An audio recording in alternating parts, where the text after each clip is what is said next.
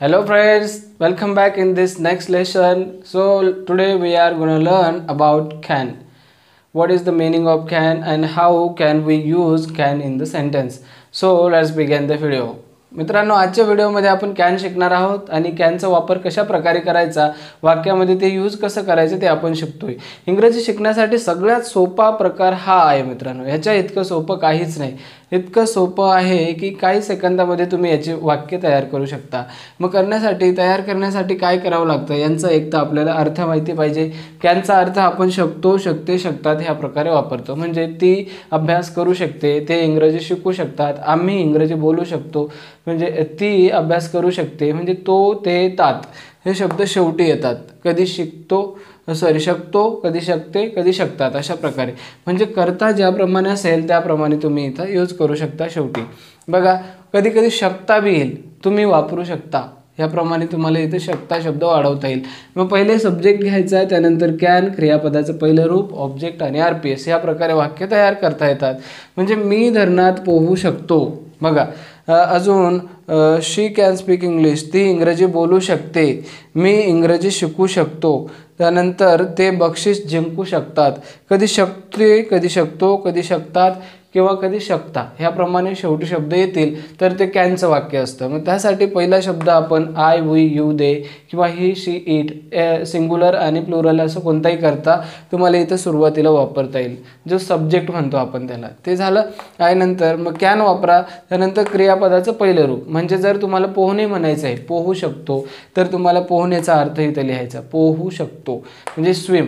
त्यानंतर तुम्हाला बोलू शकतो म्हणायचं तर बोलण्याचा अर्थ स्पीक लिहायचा आहे कॅन नंतर. त्यानंतर तुम्हाला शिकणे म्हणायचं आहे, शिकू शकतो, तर शिकण्याचा अर्थ लर्न होतो, तर तुम्हाला तो लिहायचा कॅन नंतर. तुम्हाला म्हणायचं जिंकू शकतो, तर जिंकण्याचा अर्थ विन होतो, तो तुम्हाला कॅनच्या नंतर घ्यायचा. म्हणजे क्रियापद कॅनच्या नंतर येतं, ते बी पहिलं रूप. पुढे तुम्ही जे तुम्हाला आवडेल, जे तुमच्या मनाला पटेल ते तुम्ही शब्द पुढे ॲड करू शकता. I can swim in the dam. In the dam म्हणजे काय, धरणात. आयचा अर्थ आपण घेतला आणि रिव्हर्स जाऊया आता. आय म्हणजे मी, इन द डॅम म्हणजे धरणात, स्विम म्हणजे पोहू आणि कॅन म्हणजे शकतो. मी धरणात पोहू शकतो. इथे बी बघा, शी कॅन स्पीक इंग्लिश. आता आपण शीचा अर्थ ती लिहिलं आणि रिव्हर्स जाऊया. इंग्लिश म्हणजे इंग्रजी, स्पीक म्हणजे बोलू आणि नंतर कॅन म्हणजे शकते, ती इंग्रजी बोलू शकतो. आता मी इंग्रजी शिकू शकतो. मग मीचा आपण आय लिहितो, आय म्हणजे मी, तर मी लिहिलं आणि नंतर काय केलं आहे आपण, इंग्लिशचा अर्थ इंग्रजी इथे घेतलं, लर्न म्हणजे शिकू इथे आणि कॅन शेवटी आलेलं आहे. या ठिकाणी बघा, they can win the match. आता देचा अर्थ ते, आता द मॅच म्हणजे मॅच नाही, प्राईज आहे. द प्राईज म्हणजे बक्षीस आलेलं आहे. विन म्हणजे जिंकू आणि कॅन म्हणजे शकतात, ते बक्षीस जिंकू शकतात. आपल्याला हे झालं इंग्लिशचं मराठी करायचं, पण मराठीचं इंग्लिश करायचं. जसं मी इंग्रजी वाचू शकते, आय कॅन वापरायचं, रीड इंग्लिश. मी इंग्रजी वाचू शकते, रीड म्हणजे वाचणे. म्हणजे या ठिकाणी बघा, मी इंग्रजी वाचू शकते. हे आपण जसं इंग्लिशचं मराठी केलं त्याचप्रमाणे करायचं आहे. मीचा अर्थ आपण इथं आय लिहिला. जर मी नसेल इथं ती असेल तर आपण शी करू शकतो. इथं शी, ती असेल तर मी, असेल तर आय. आणि आता शकते म्हणजे काय, कॅन, ते घेतलं. वाचू म्हणजे काय, रीड. आणि त्यानंतर इंग्रजी म्हणजे काय, इंग्लिश. झालं. शी कॅन रीड इंग्लिश. हे कसं म्हणलं बघा, सब्जेक्ट नंतर कॅन नंतर क्रियापदाचं पहिलं रूप, याला आपण V1 म्हणतो. त्यानंतर ऑब्जेक्ट RPS म्हणून आपण इंग्लिश वापरलेलं. आता हेच वाक्य निगेटिव्ह करायचं म्हणजे कॅनच्या नंतर फक्त नॉट वापरल्यानंतर वाक्य नकारार्थी होऊन जातं. म्हणजे मी धरणात पोहू शकतो, म्हणजे आता कसं येणार नकारार्थी, मी धरणात पोहू शकत नाही, झालं निगेटिव्ह. त्यानंतर यांची जर अदलाबदल केली, हा कॅन इकडे आला, आय इकडे आलं, प्रश्न तयार होऊन जातो. बाकीचं तुम्ही सेम वरच्या वाक्यासारखं लिहून टाका.